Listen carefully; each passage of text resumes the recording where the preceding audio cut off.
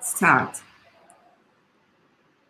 Hello, thank you for your time. Thank you for joining us. Today, Eurasia Foundation launches an online presentation of its new report, Authoritarian Response to the Pandemic.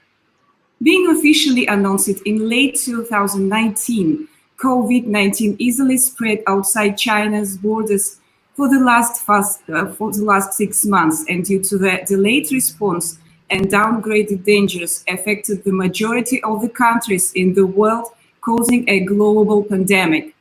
In the pre-coronavirus world, many tended to believe democracies were better suited to manage economic issues, ensure personal liberties, and promote growth, while strong, autocratic society seems to be better prepared for the facing emergencies and dealing with different unexpected challenges such as epidemics.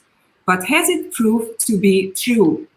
Today, our speakers, Dr. Vladislav Inozemtsev, author of the chapter about Russia, founder and director of the Center of Post-Industrial Studies in Moscow, and senior associate with the Center for Strategic and International Studies in Washington. Hello, good afternoon, Vladislav.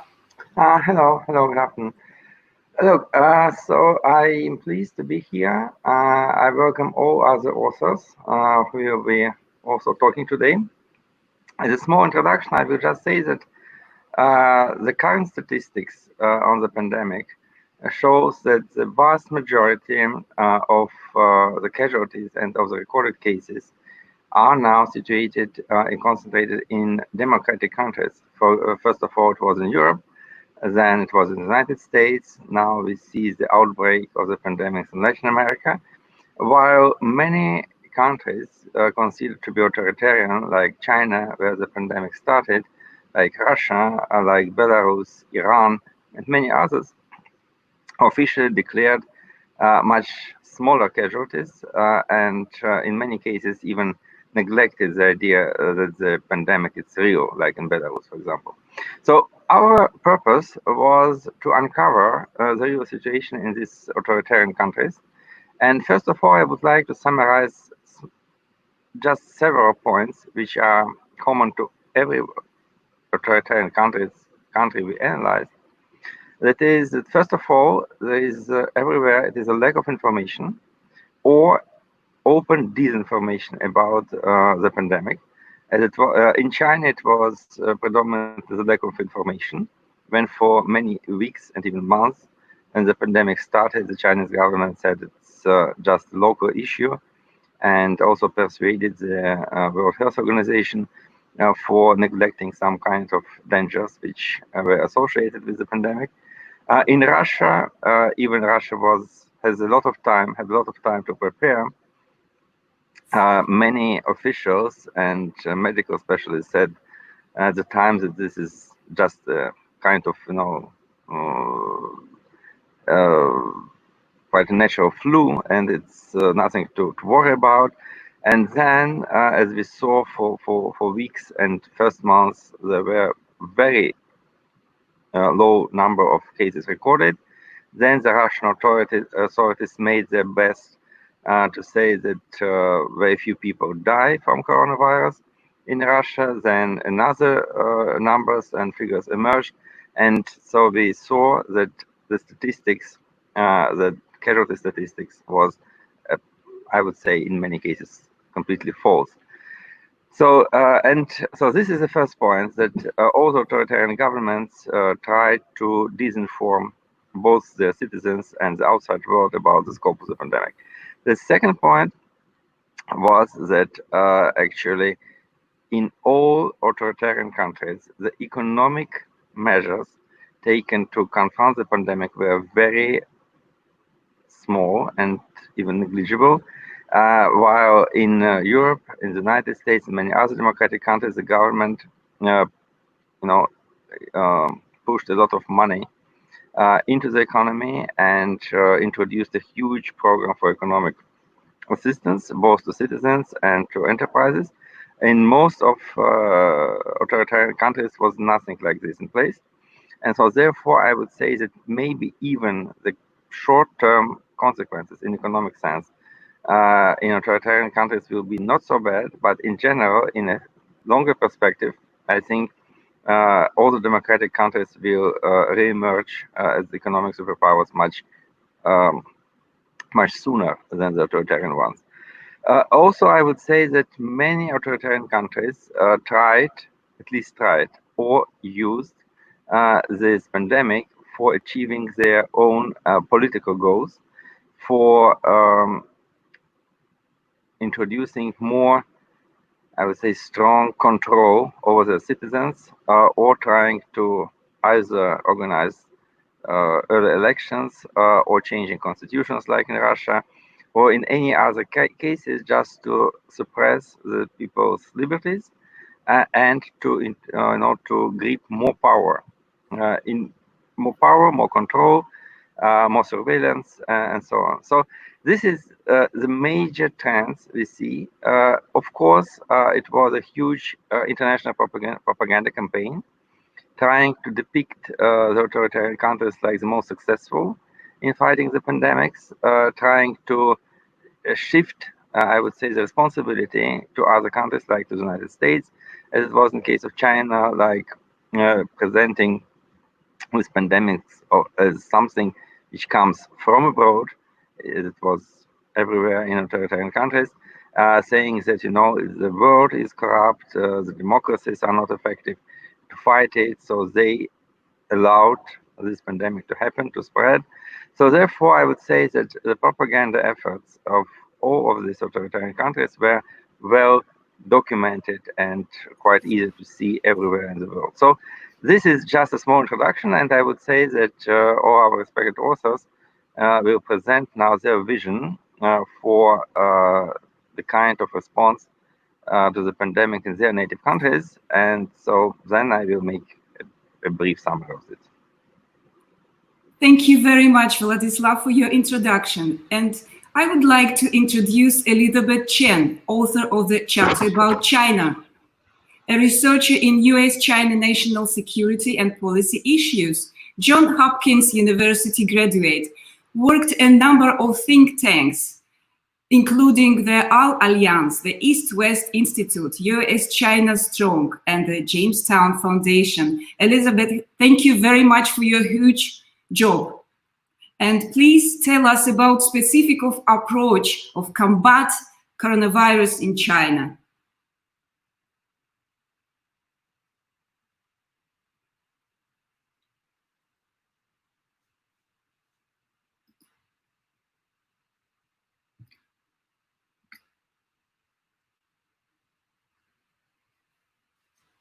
I think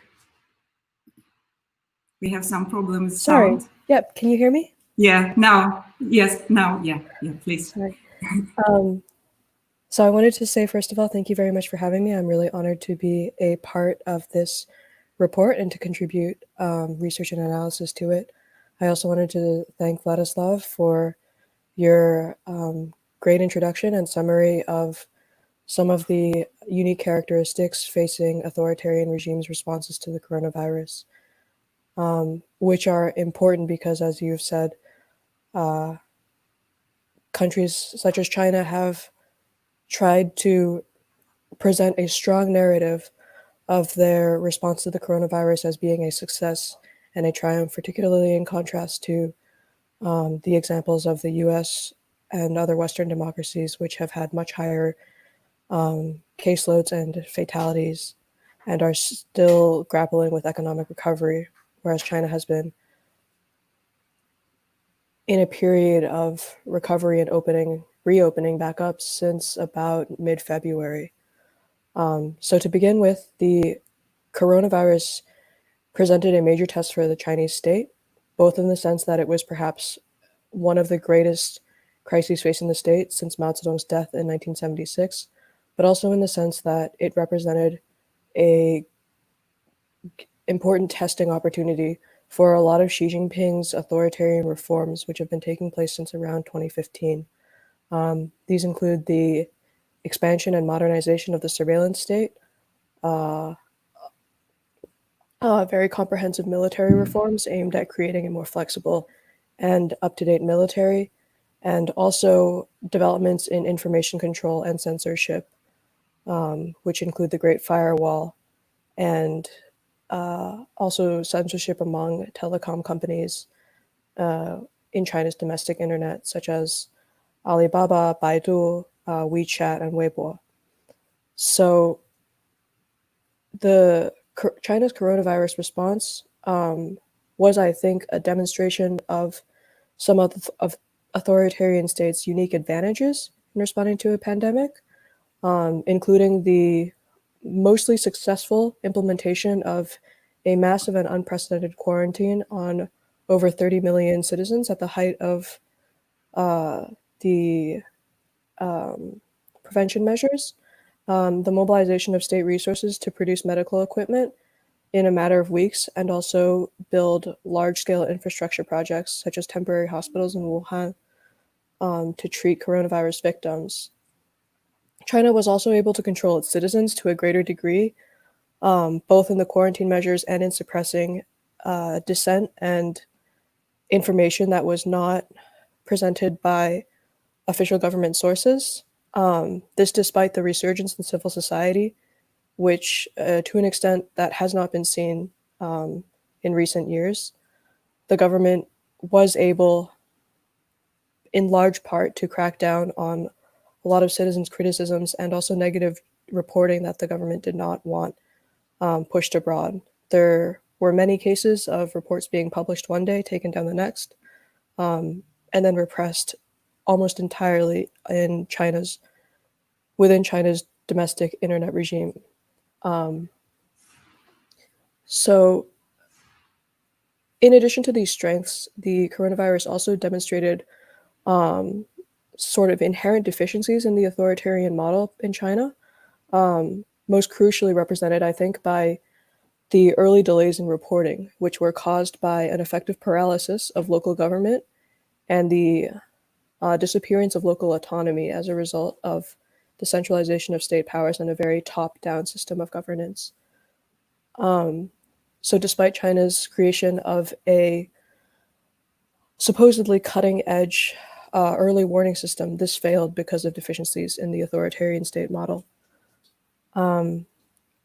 As part of its response to the coronavirus, there was a marked increase in arbitrary detentions as part of enforcement of quarantine measures, as well as the expansion of repressive surveillance and repression policies that had previously been targeted mostly at vulnerable populations, such as Uyghurs in Xinjiang or pro-democratic protesters in Hong Kong, now being expanded in a very heavy-handed way for perhaps the first time over ordinary citizens in Wuhan and Hubei province.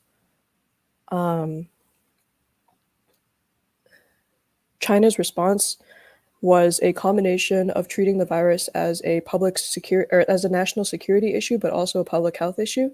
And in this way, we can see via its strong security crackdown using both civilian security forces, such as the Public Security Bureau, and military forces and paramilitary forces, that the virus demonstrated the regime's inability to tolerate any criticism or negative press about its response.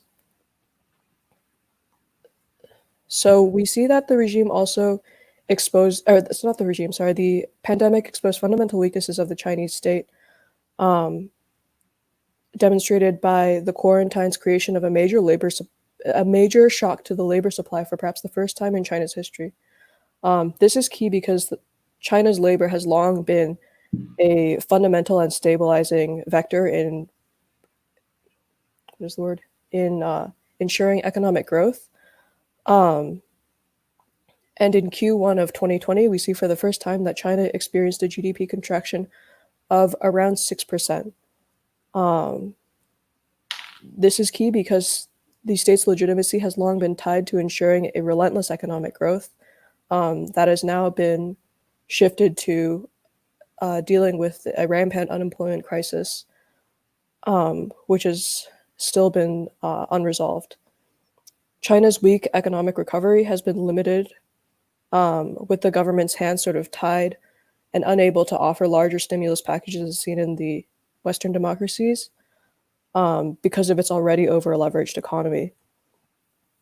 In addition, the virus created a foreign policy crisis for the Chinese government, which has shown the limitations of trying to export China's authoritarian model as a good example for other countries to follow, even as Xi Jinping has tried to represent China's fight against the virus as a narrative of triumph over adversity.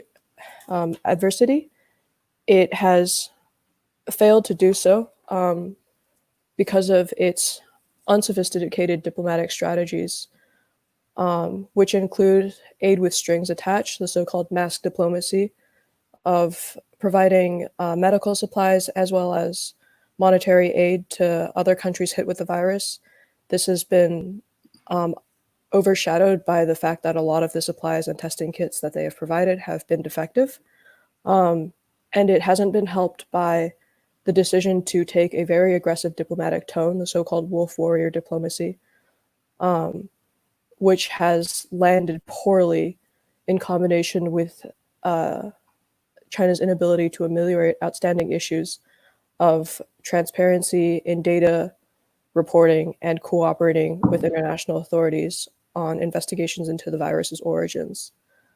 So we see here that although China's response to the virus is supposedly a strong case and a success, its many weaknesses exposed have shown that it has failed to present itself as a compelling alternative for international governance, even as it has faced a massive opportunity granted by the US as sort of stepping back from the international stage during the pandemic.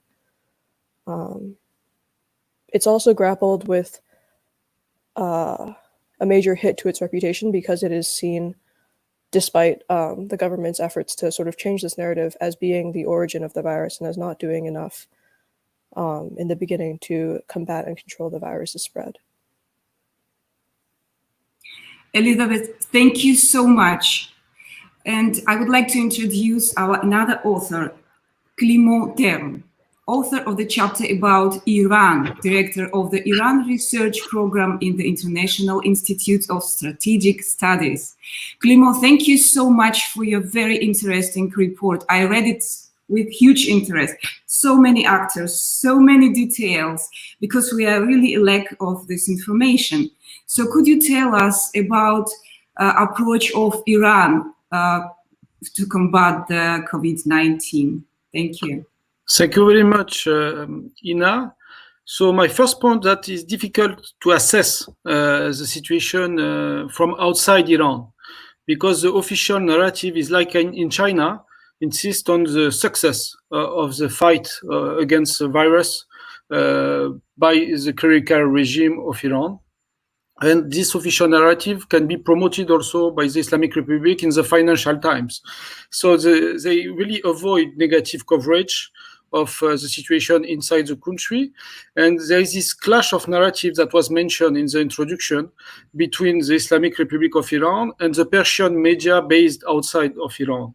So the main information, the main sources for Iran are coming from the Persian language media based in the West or in Dubai. The situation in Iran was different than in other authoritarian regimes, because the priority was the economic survival of the Islamic Republic, because the health crisis came after the economic crisis linked to the maximum pressure strategy of the Trump administration against Iran. So the economy of Iran was already contracted or forecasted to contract 25% in 3 years. The virus will add 10 or 15% to that, but the situation was already very bad. So beyond the security dimension that was mentioned for the Chinese situation, there is this economic situation that was also very difficult to monitor for the Iranian regime. So the president and the government was in charge of the economic survival, and the Pasdaran, the Revolutionary Guard, were in charge of the security dimension. So the military participated in the fight against the virus. And the other voice is the voice of the civil society in Iran that is very active. And the health sector took the leadership what we can call a bottom-up leadership against the top-down difficulty, mismanagement in the fight against the virus. So the population was very active in following the restriction, because in Iran, and this is a big difference with China, there was no curfew, no quarantine, and there is only some restriction for some weeks for traveling inside the country from one province to another one. So the population has to take the leadership in the fight against the virus. And this was very difficult because of the security environment inside Iran and the risk also to promote a negative image of the country outside and to be blamed by the regime inside. So the situation in Iran, I think now is still very difficult because of what we call the so-called second wave. There is a risk in Iran because of the early easing of social distancing and most of the restriction because of this economic situation. So the economic emergency makes the fight against the virus very difficult, and this will complicate also the diplomacy of Iran, because the internal dimension also is interesting to tackle because of the politicization of the fight against the virus in the Persian Gulf.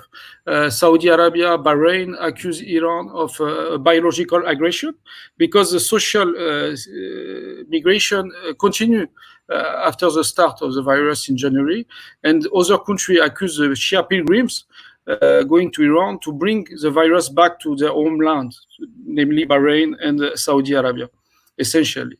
So this is a dimension of the conflict, what we call the Cold War between Saudi Arabia and Iran. The virus add to this tension.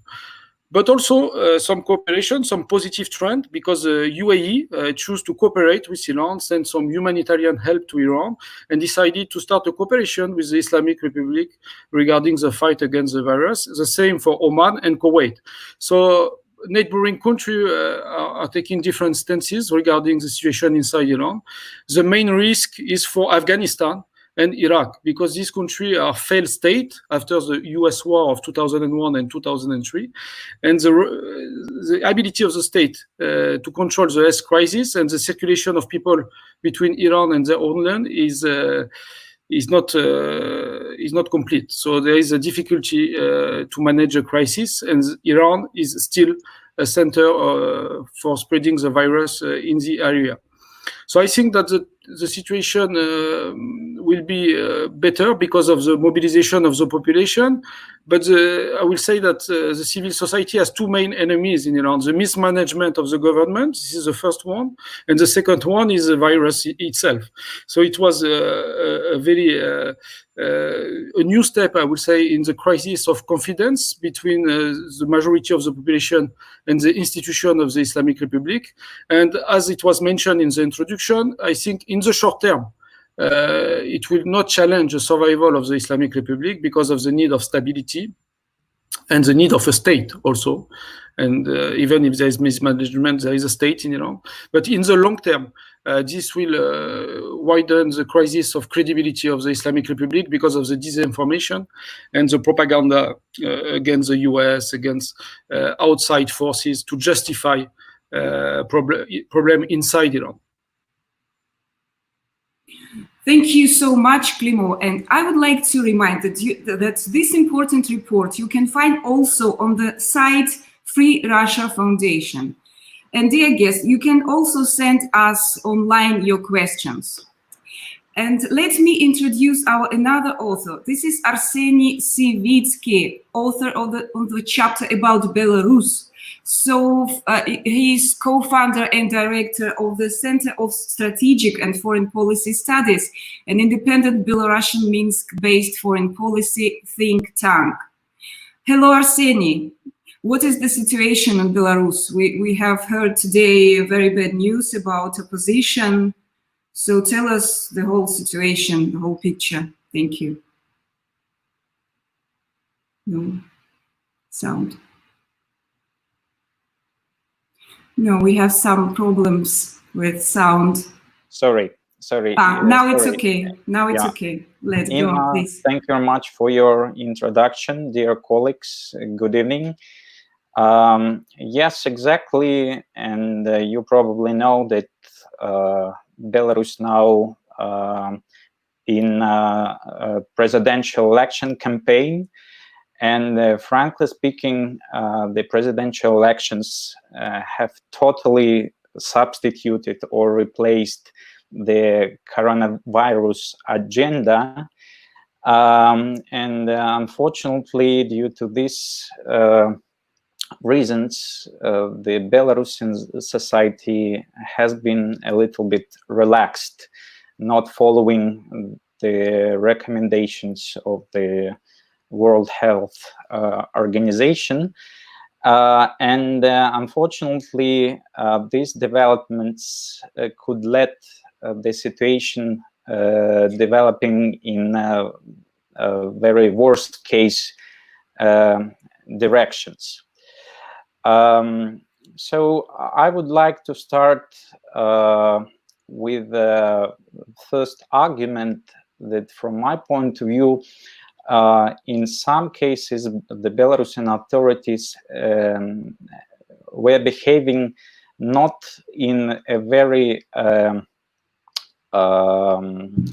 typical manner that we can describe as a usual authoritarian approach.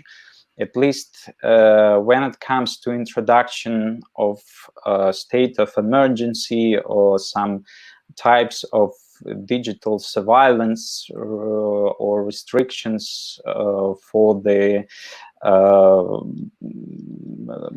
freedoms and rights of the population. From this point of view, it's quite difficult to make comparisons with other investigated countries like China, Russia, Hungary, or Iran. And also another problem is that Belarus is only now experiencing the peak of the epidemic.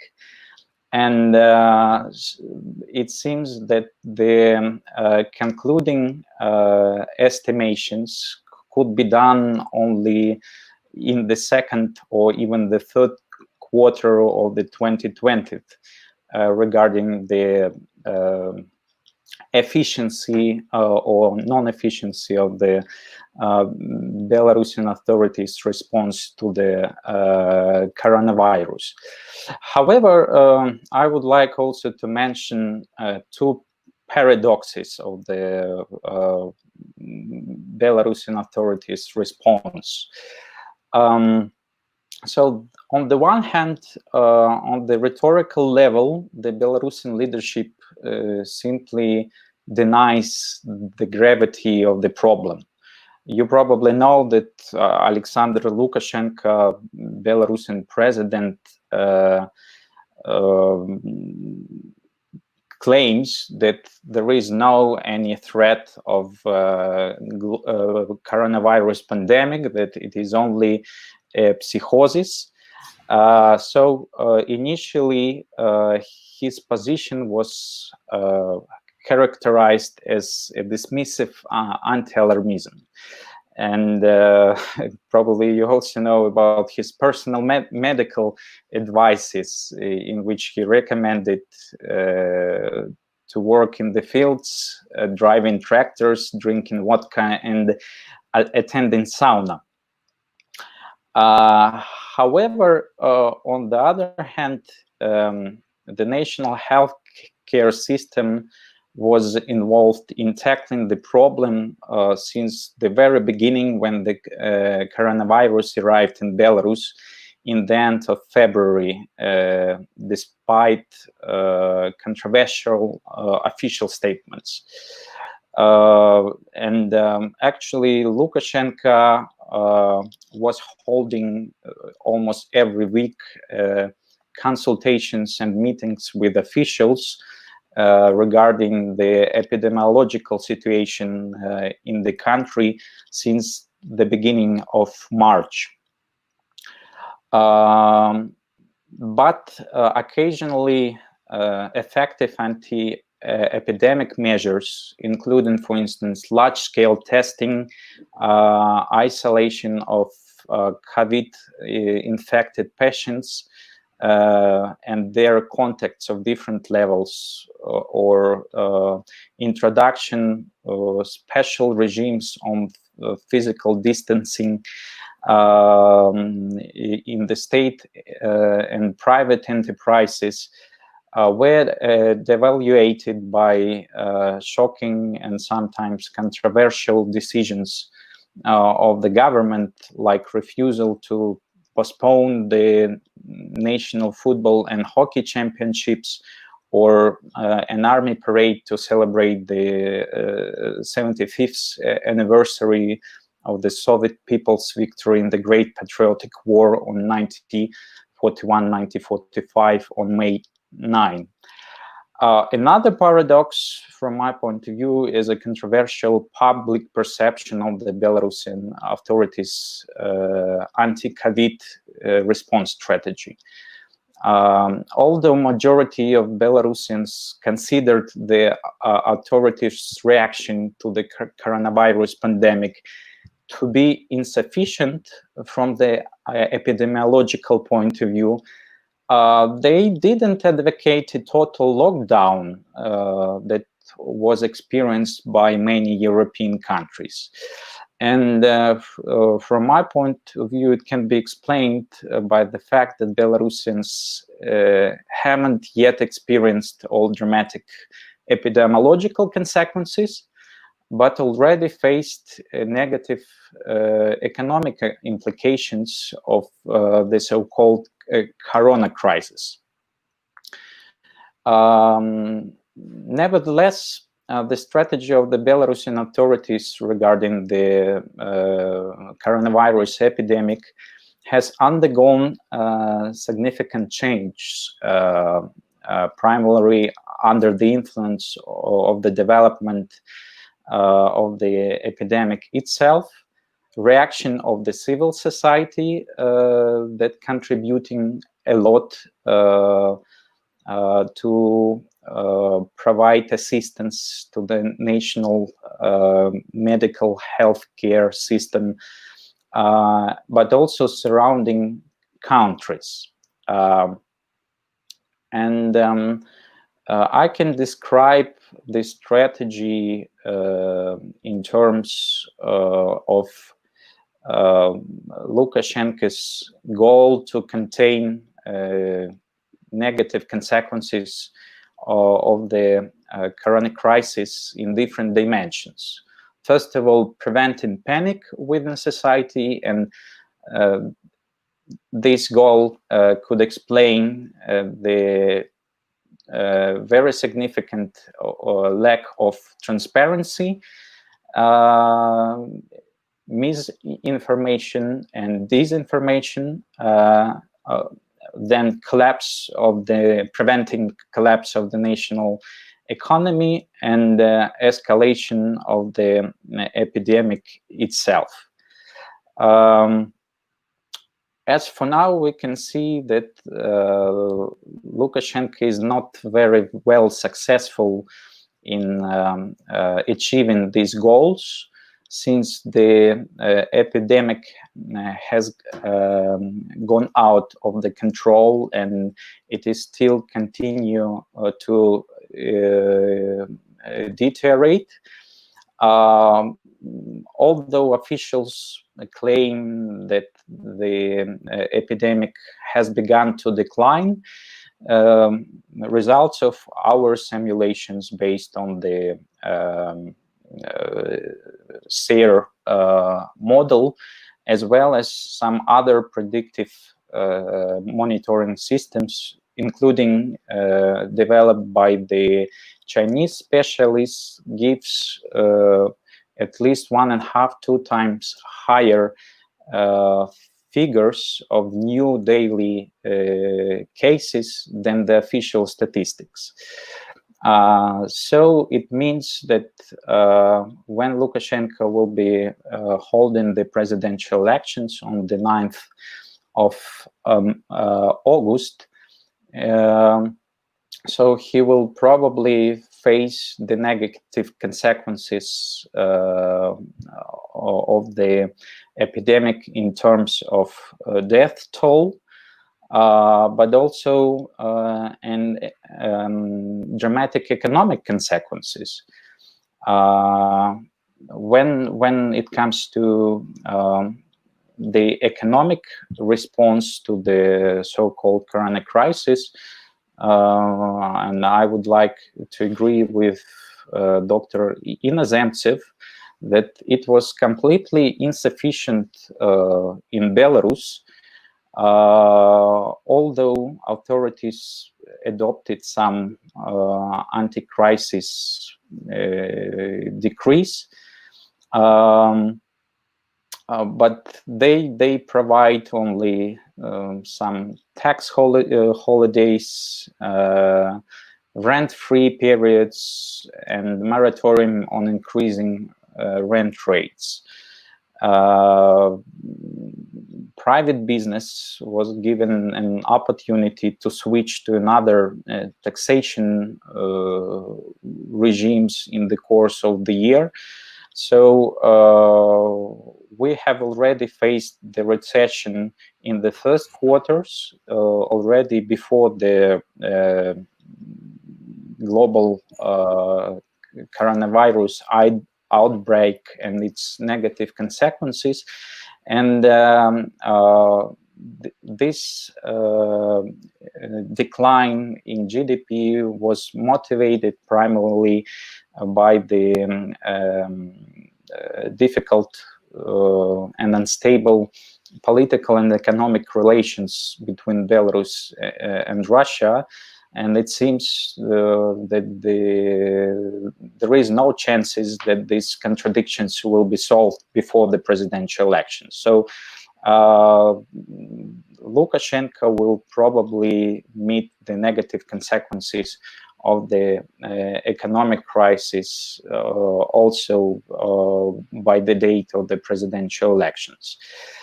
When it comes to the society's perception of authorities' anti-coronavirus strategy, we can see that actually the most part of Belarusians during the coronavirus epidemic were more concerned about declines in incomes than the collapse of the healthcare system. Many expect from the authorities a greater reaction and proactive steps in the fight against the epidemic, for instance, abolition of mass events that Belarusian authorities haven't introduced, introduction of quarantine in educational institutions, but they still don't advocate a total lockdown that many European countries have experienced. And summarizing my main results, I would argue that the coronavirus agenda has been already replaced by the political one, by the forthcoming presidential elections. But the Belarusian leadership and Lukashenko himself has chosen a very risky approach to managing the corona crisis in Belarus. In case the epidemic doesn't go uncontrolled, and this approach will allow Lukashenko to position himself as a triumphant who appeared to be smarter than the rest, even to be smarter than Vladimir Putin. But if the epidemic does go out of control and the number of fatalities becomes high, and it will be obvious already by July and by August, the political costs of the authorities' strategy could be very high. The outrage against the erroneous anti-epidemic policies, coupled with economic downturn, might create preconditions for serious crisis of domestic and international legitimacy of Lukashenko's regime at the background of upcoming presidential elections on the 9th of August this year. Thank you very much. Thank you very much, Arseny. It was Arseny Sivitsky, author of the chapter about Belarus. Thank you very much indeed. And now I would like to ask Dr. Vladislav Inozemtsev to tell some words about his report about Russia. Just brilliant report, because it covers all our perverse and such a difficult situation in Russia. Please, Vladislav. Okay, thank you, Ina.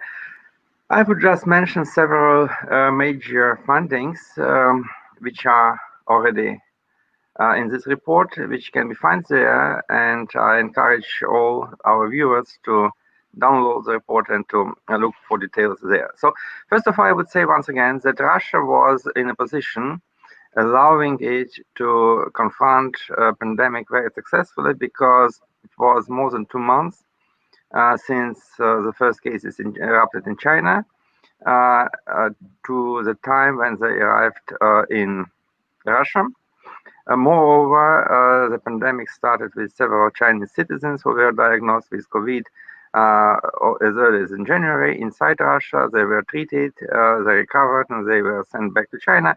But nevertheless, the Russian authorities and many medical doctors still tried to denounce the importance and the dangers of the pandemic. So when it arrived, it tested the Russian healthcare system, and it found it in very poor shape, because as maybe some of you know, since 2012, when Mr. Putin arrived back to the Kremlin after being prime minister for 4 years, it was a special program for so-called optimization of healthcare was launched, and therefore the healthcare got much less financing. Many medical centers and hospitals were closed, predominantly in the provinces. So the Russian healthcare system was definitely unprepared, and the proof of it is, I think, the biggest and the largest number of doctors and medical and healthcare workers in the world who were declared the casualties of the pandemic. More than 500 doctors died during the pandemic, and actually many hospitals became the hotspots for the coronavirus spread in Russia. And moreover, I would say that later we definitely will see a rise in deaths among Russian citizens caused by different and other reasons, not only by the coronavirus, but by other reasons, because many hospitals were just closed for any other patients and profiled for coronavirus, for those who were infected by coronavirus. So I would say that the response by the Russian health system was definitely inadequate.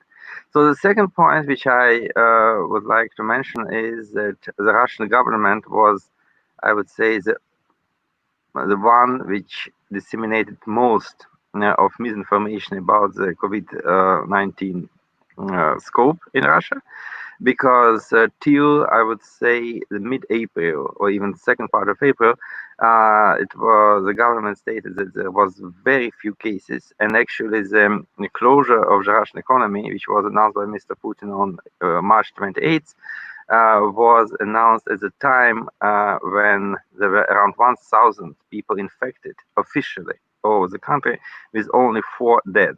So I would say that even at this point, the statistics was misused, and the authorities definitely knew the real situation, because in any other case, the closure of the economy and these low numbers was unjustified. So now we see the claims by the Russian authorities that there are only around 7,000 dead, while Russia is the third country in the world by the number of registered cases.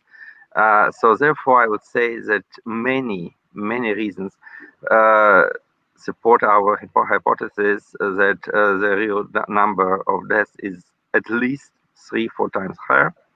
And we saw in St. Petersburg the numbers are around 10 times higher, in Dagestan around 25 times higher than the officially announced.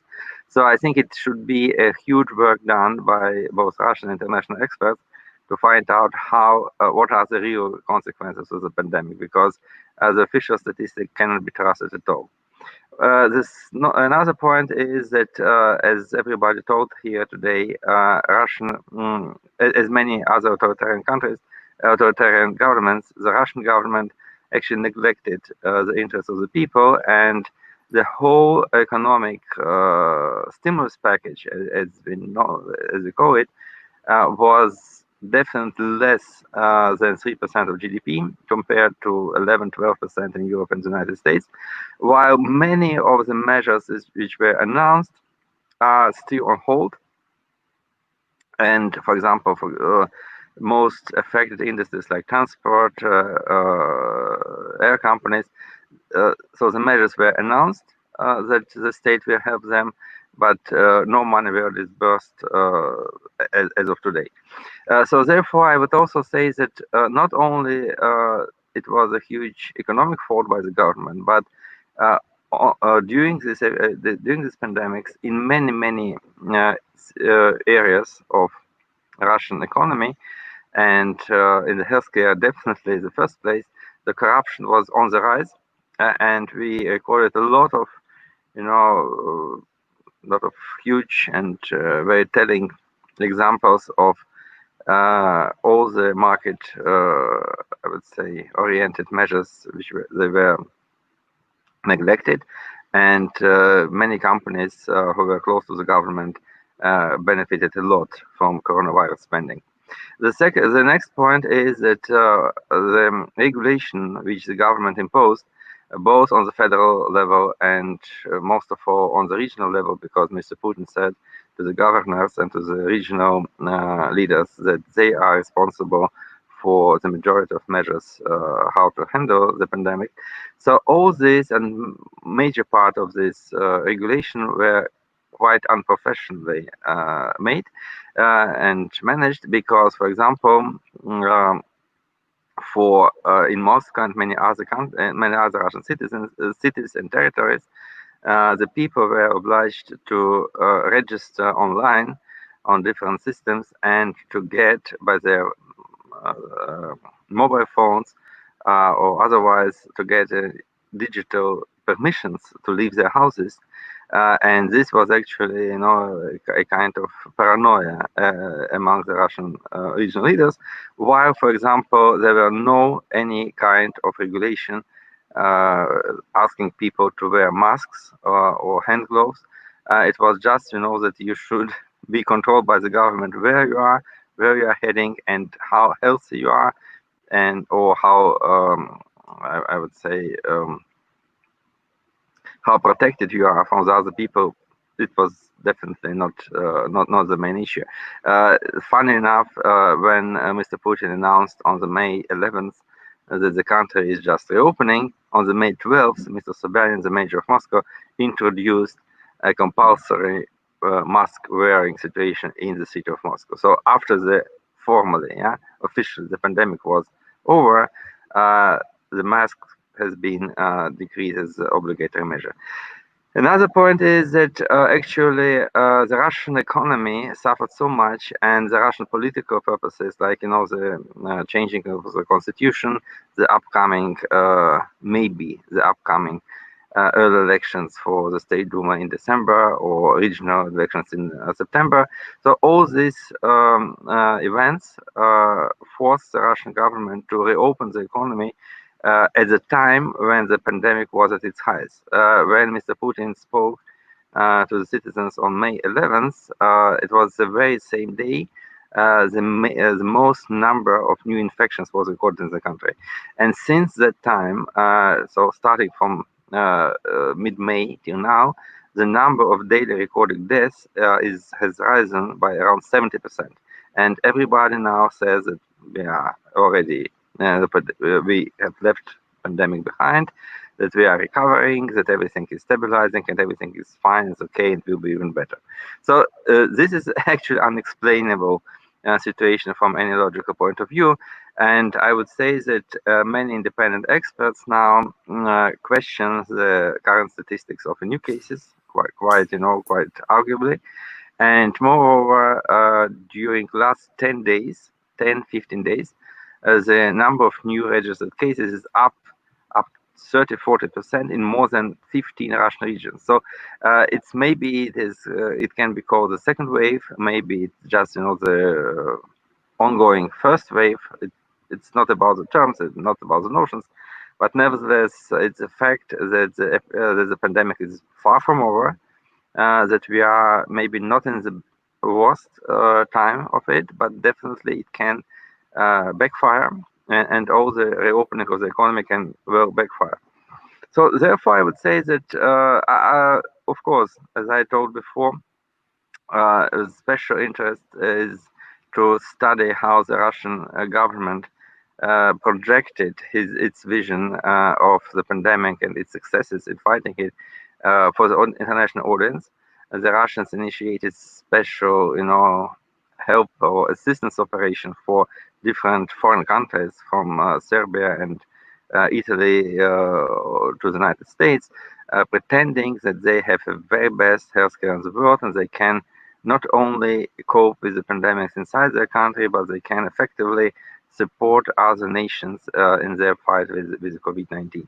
So this, in many cases, it was funny, and I depict some of these cases in my report because, for example, the ventilators the Russians sent to New York were the same ventilators which caused 2 fires in Russian hospitals 3 weeks afterwards, killing 4 people. So this just shows that the Russian technology and the Russian healthcare equipment is not so much safe, even inside Russia, not only so it cannot be actually efficiently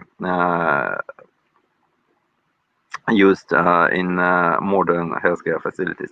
But anyway, I would say Russia is, I think, a seminal example of how the authoritarian government reacts on the pandemic, how it tries to combat it, and what can be the results of this heavy fighting.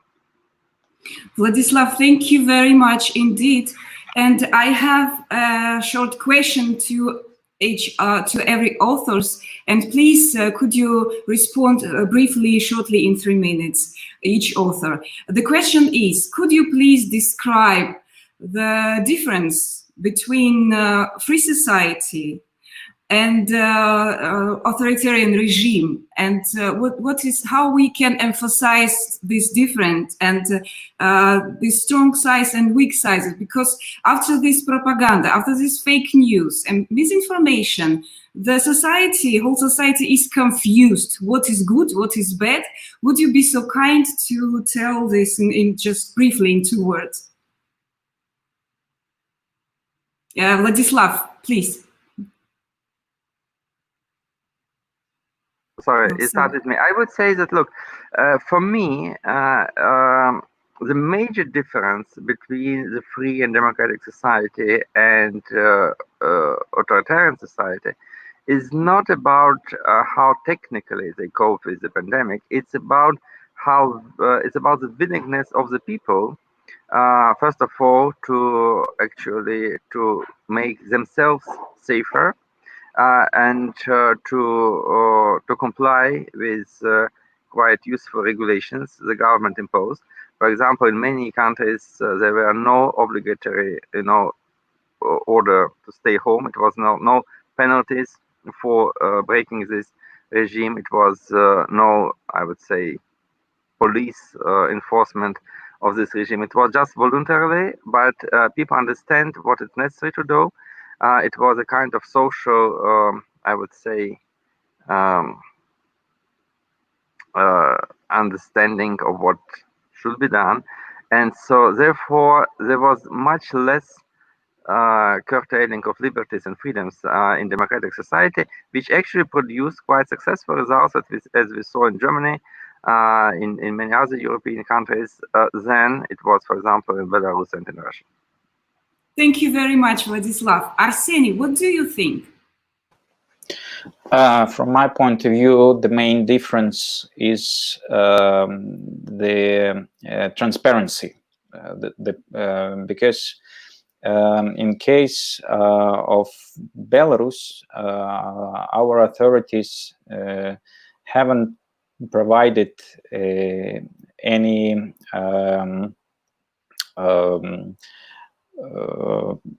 or haven't provided any real information about the epidemic itself. Instead, they decided to solve or to prevent the panic among the society, and that is why they have been manipulating with the official statistics, and this played with them an opposite effect. So because instead of preventing panic, this approach actually contributed to mistrust between the society and the government, and the society reacted to this by adopting self-isolation measures, and that is what I call the quarantine of Schrödinger. Because despite Belarusian authorities haven't introduced any obligatory quarantine measures, actually society voluntarily adopted all the recommendations provided by the World Health Organization, including social distancing or physical distancing, using the self-protection equipment, including masks, first of all, and sanitizers. So from my point of view, it is the main difference, the lack of transparency that characterizes the authoritarian regimes, in contrast to democratic countries that try to inform as much as possible their societies and communities. Thank you very much. Arseny Clément, what is your opinion about that? Yes, I agree with Arseny. Transparency is key, I think, because the right to be informed, because the official narrative in authoritarian regime like Iran does not tolerate any criticism from inside. So the criticism is going outside, as I said during my presentation, in the Persian media based in the West. You don't have this in France. You don't have French media based in Switzerland, to inform people of France about the situation in their own countries. So this is one main difference, I think, the internal criticism, the internal debate, and also the debate about the virus being part of the debate inside the political establishment of the country. So the tolerance for criticism. And the second point I think that is important to mention here is that in authoritarian regime, there is also the sense of weakness, the lack of self-confidence of political elites. And that's why they insist on the security dimension. And everything is seen through security lens. So if you see that the participation of the Revolutionary Guards, the ideological army of Iran in the fight against the virus, that means that the political system has to be aware in terms of security regarding a health crisis. So this is two main differences. And the last one for Iran, but not for other countries, I think, is that religion and religious beliefs sometimes are stronger than scientific guidelines. And this is one thing that the civil society in Iran is fighting against a lot, because this religious belief or sometimes superstition, what they call Islamic medicine, for instance, is not very is not scientific at all. So there is this debate about should we follow religious guidance of ayatollahs or the guidelines of the doctors. Thank you so much, Klimo. And I would like to underline that I like very much your parallel between the Gorbachev time and today Iran faces the new arrival of Ayatollah Gorbachev. I like it very much. Okay, thank you so much. And Elizabeth, please, your opinion, just very briefly, because we have to finalize our chat. Yeah, absolutely. I would agree with all of my colleagues that definitely transparency and information control plays a big role in spreading useful public health information about the virus. Even China, which has been held up as a good example of being able to control and prevent the virus, had a lot of misinformation in the early days, and civil society actors had to step into place where local authorities failed to accurately inform people about the need for quarantine and social distancing. I think another difference is also the degree to which the virus has, the pandemic has created questions for regime legitimacy and the trustworthiness of the government. So especially in the case of China, you can see that the crisis has, created a huge economic impact, which has deeply affected the sort of fundamental social contract that the Communist Party has maintained with its population.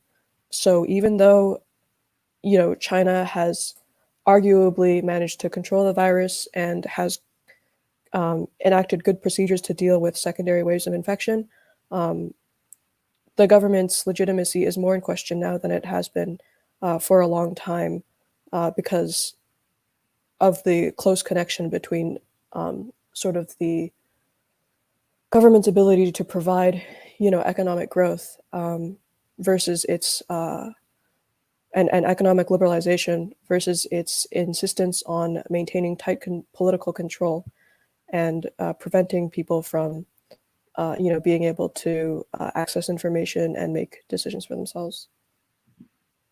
Thank you very much indeed. And now we'll be concluding the presentation. I would like to remind you that the report you can find on the website of Free Russia Foundation. And our presenters, our speakers were Dr. Vladislav Inozemtsov, author for the chapter about Russia, Arseny Sivitsky, author of the chapter about Belarus, Klimo Term, author of the chapter about Iran, and Elizabeth Chen, author of the chapter about China.